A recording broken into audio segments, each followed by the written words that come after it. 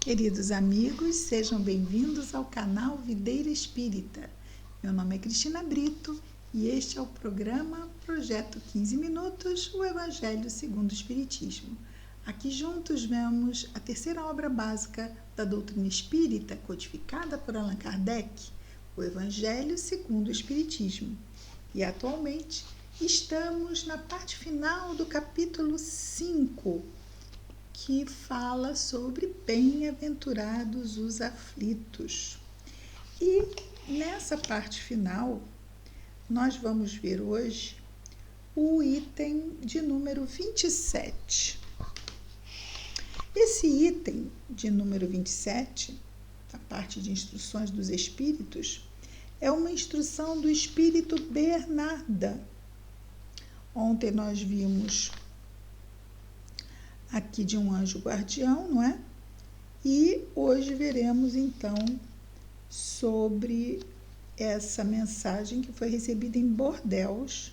Bernardin, Espírito Protetor, Bordeaux, 1863. Ela é a resposta a uma pergunta. Agora, no final mesmo, nós estamos bem no final do capítulo. Nós temos uma pergunta que o Espírito Bernardin responde e depois nós temos os 4 últimos itens do capítulo. São 4 perguntas que o Espírito São Luís vai responder. As 4 foram respondidas em Paris em 1860 e essa foi respondida em Bordeaux em 1863. Então, vejamos aqui, a pergunta, né? Deve pôr termo às provas do próximo quando se pode, ou é preciso, por respeito aos desígnios de Deus, deixá-las seguir seu curso? Sobre essa pergunta, ele não vai entrar na questão, por exemplo, da eutanásia, certo? A eutanásia vai ser abordada exatamente no próximo item, respondido por São Luís, o item 28. Então, vou repetir a pergunta. Deve-se pôr termo, ou seja, por fim, às provas do próximo, quando se pode, o outro está sofrendo. Posso pôr fim à prova dele? O outro está com fome. Devo dar um prato de comida a ele? Ou é preciso, por respeito aos desígnios de Deus, deixá-las seguir seu curso? Ou seja, Deus o está provando com a fome. Então, eu vou deixar lá que a prova da fome siga seu curso. É uma pergunta, né? Claro que nem todos os problemas do outro ou do próximo é uma questão material, não é? Mas, em todo caso, o outro está em sofrimento. Está no meu direito tentar minorar ou até mesmo terminar com aquele sofrimento? Se estiver ao meu alcance, não é? Claro. E aí a resposta do Espírito Protetor Bernardin é a seguinte: dissemos e repetimos frequentemente que estais sobre esta terra de expiação para rematar as vossas provas, ou seja, para corrigir e concluir. E que tudo aquilo que vos sucede, quer dizer, que nos acontece, é uma consequência de vossas existências anteriores, o ônus da dívida que tendes a pagar. Mas esse pensamento provoca em certas pessoas reflexões que é necessário deter, porque poderiam ter consequências funestas, ou seja, consequências muito desagradáveis. Alguns pensam que desde o momento que se está sobre a terra para expiar, e expiar é sofrer, né? Passar por dificuldades, desafios, é preciso que as provas tenham seu curso. Sim, expiação é um tipo de prova. Há mesmos que querem até crer que não somente é preciso nada fazer para as atenuar, mas que é preciso, ao contrário, contribuir para torná-las mais proveitosas, tornando-as mais vivas. Ou seja, uma ferida ali, eu boto o dedo e ainda faço assim, que é para doer mais, porque aí vai tornar a prova ainda mais proveitosa. Olha que quanta caridade. Só que não, né? Só que não. É um grande erro, nos diz o Espírito. Sim, vossas provas devem seguir o curso que Deus lhes traçou. Mas conheceis esse curso?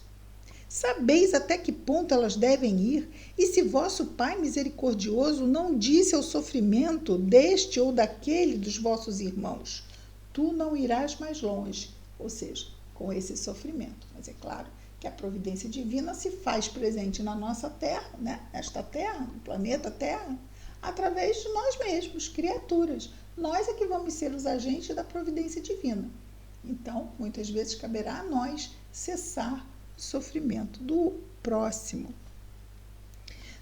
Então, sabeis até que ponto elas devem ir, no caso as provações, e se vosso Pai misericordioso não disse ao sofrimento, deste ou daquele de vossos irmãos, tu não irás mais longe, ou seja, falando para o sofrimento, acabou, você não vai mais passar daí. Sabeis se sua providência, ou seja, a providência divina, vos escolheu não como instrumento de suplício para agravar os sofrimentos do culpado, ou seja, daquele que está passando pela provação, pela expiação, não é? Mas como bálsamo de consolação que deve cicatrizar as feridas que sua justiça, ou seja, que a justiça de Deus tinha aberto. Então, é que a gente vai imaginar, não, eu tenho que ir lá botar o dedo, mas será que Deus não me botou exatamente aqui, junto dessa pessoa, porque eu tenho condições de ajudá-la?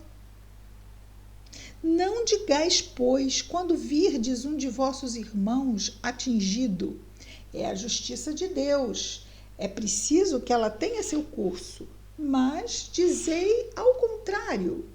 Vejamos que meios nosso Pai misericordioso colocou ao meu alcance para abrandar o sofrimento de meu irmão. Então, em vez de dizer aquilo, botar o dedo lá. Não. Que meios eu tenho para abrandar? Vejamos se minhas consolações morais, ainda, né? A criatura se questionando, se perguntando a si mesma. Vejamos se minhas consolações morais, meu apoio material, meus conselhos não poderão ajudá-lo a vencer essa prova com mais força, paciência e resignação. Vejamos mesmo se Deus não colocou em minhas mãos o meio de fazer cessar esse sofrimento. Se não me foi dado como prova também, como expiação talvez, deter o mal e substituí-lo pela paz. Então, muitas pessoas vêm com muitos recursos para estender na ajuda ao próximo. Grandes fortunas acabam na mão de certos companheiros reencarnados como expiação, para que eles se utilizem desses recursos para fazer aquilo que no passado não fizeram. Estamos falando aqui da questão material, mas a gente sabe que existe a ajuda material, e é o que ele falou aqui, não é? Da consolação, dos conselhos, as consolações morais, e isso é apoio moral, importantíssimo, mesmo vital. Ajudai-vos sempre, nos diz o Espírito, pois em vossas provas respectivas, ajudai-vos sempre, pois, em vossas provas respectivas, e não vos considereis jamais instrumentos de tortura. Esse pensamento deve revoltar todo homem de coração, sobretudo ao espírita. Porque o espírita, melhor que todos os outros, deve entender a extensão infinita da bondade de Deus. O espírita deve pensar que sua vida inteira deve ser um ato de amor e de devotamento, que qualquer coisa que faça para contrariar as decisões do Senhor, sua justiça terá seu curso, ou seja, vai haver uma consequência. Ele pode, pois, sem medo, fazer todos os esforços, temendo que isso vai ser nada de ruim acontecer disso. Mas fazer todos os esforços para abrandar a amargura da expiação. Mas é só Deus que pode detê-la ou prolongá-la segundo julgue necessário. Então, nós não temos o poder de saber se aquilo que faremos fará cessar, em parte ou em todo, a aprovação do próximo. Mas não nos cabe saber isso. Nos cabe fazer o nosso melhor, sempre, em todas as situações. O que eu posso fazer de melhor?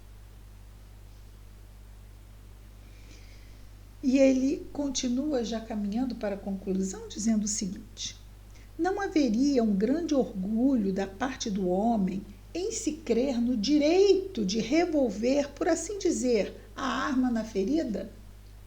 Né? Seria como aquela ponta da lança, seria a arma, né? Dentro da ferida. Um grande orgulho da parte do homem em se crer no direito. Quem somos nós, né? Para ficarmos revolvendo a ferida do outro, gente com tanta ferida. Porque se eu revolvo a ferida do outro, eu estou dizendo, olha, podem revolver a minha também. Eu quero isso? Não, toca que dói, não chega nem perto, que só de chegar perto já dói. E ele continua, de novo, né? Continuando dentro do mesmo pensamento, não seria um grande orgulho da parte do homem em se crer no direito de argumentar, ou melhor, de aumentar a dose de veneno no peito daquele que sofre, sob o pretexto de que tal é a sua expiação? Ou seja, está caído, está sofrendo, vou dar um chute para ajudar. A gente faz isso? Não, isso é covardia, maldade. Considerai-vos sempre como um instrumento escolhido para fazê-la cessar. Resumamos assim: estáis todos na terra para espiar. Todo mundo no mesmo barco. Mas todos, sem exceção, deveis empregar todos os vossos esforços para abrandar a expiação de vossos irmãos, segundo a lei de amor e de caridade. Então, estamos todos no mesmo barco e todos passando por dificuldades. E na medida em que eu ajudo, tem possibilidade, eu ajudo, o outro tem possibilidade, me ajuda, eu tenho possibilidade, eu ajudo aquele lá, aquele ajuda aquele outro lá. E em breve nós estaremos todos muito melhor dentro das condições limitadas que temos num planeta como o nosso, e a providência divina se fará cada vez mais presente entre nós, já que ela se revela através de nós mesmos.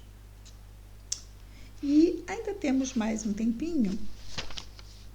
Vamos ver essa mensagem aqui do Espírito São Luís, na verdade, essa resposta, quando ele fala da eutanásia.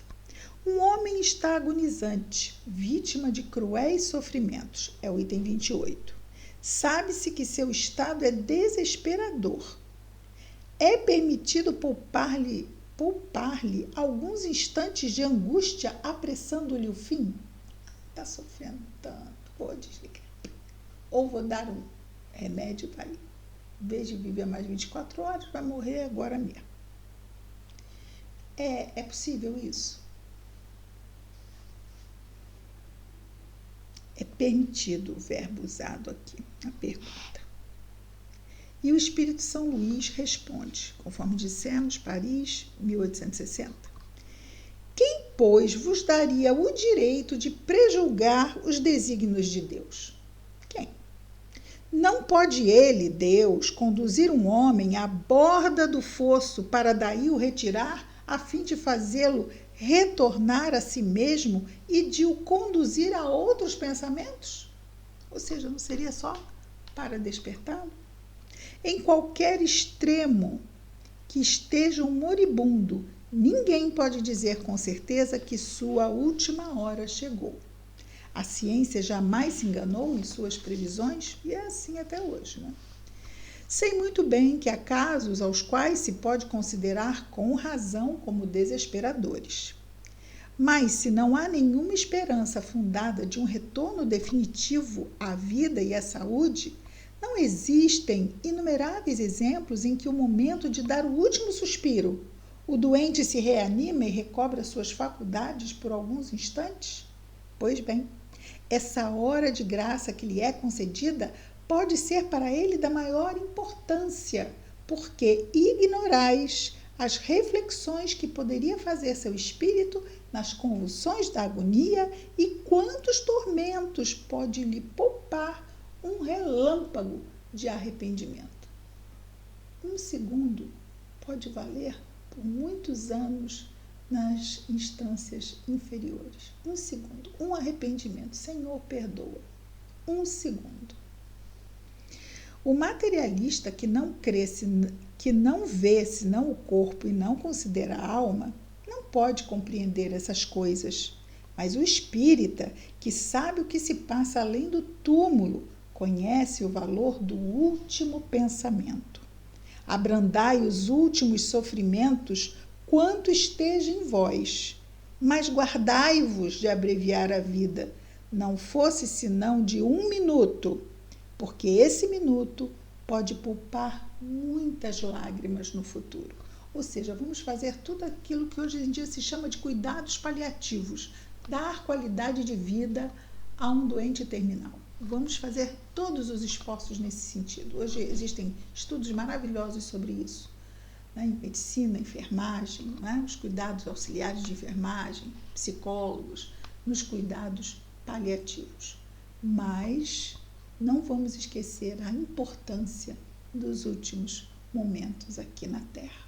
Excelente mensagem, resposta, não é? Do Espírito São Luís. É isso, queridos amigos. Amanhã voltaremos terminando o capítulo 5. Enfim, não é? Bem-aventurados os aflitos. Até amanhã. Muita paz a todos.